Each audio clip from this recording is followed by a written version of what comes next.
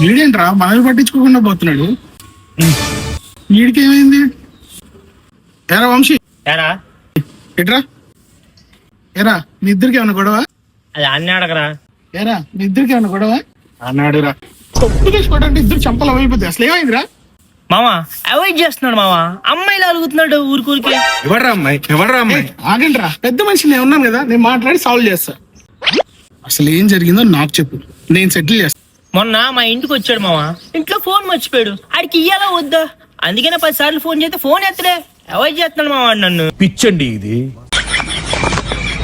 నువ్వు నమ్మట్లేదు కదా, ఇదిగో ఫోన్ చూడు, ఎన్నిసార్లు ఫోన్ చేశాను, వాడు ఫోన్ ఎత్తట్లేదు మావా. ఎట్రా వాడు ఫోన్ ఎత్తాడు? ఓ వాడు నీ ఫ్రెండే కదా, నువ్వు వాడికే సపోర్ట్ చేస్తావులే, అందుకే నేను మా దగ్గర రావట్లేదు. సరే వెళ్తాను, మీ ఇద్దరే ఉన్నాను, బాయ్. రే వంశీ, అర్థం అవుతుంది కదా, వాడు మెంటల్ రా. వాడు అర్థం చేసుకోడు మామా. ఫోన్ సైలెంట్ లో ఉంది, సౌండ్ వస్తే ఎత్తవన్నే కదా. చేతిలో కత్తి లేదు కానీ నరికితే తల ఎగిరిపడు. ఓ ఫోన్ సైలెంట్ లో ఉంది, సౌండ్ వస్తే ఎత్తేవాడు. రే వీడేంట్రా ఫోన్ నాకు ఇచ్చేసి వెళ్ళిపోయాడు. ఎవరికి రా ఫోన్ చేస్తున్నావు? వాడికే వంశీ గారికి ఫోన్ ఇవ్వాలి కదా.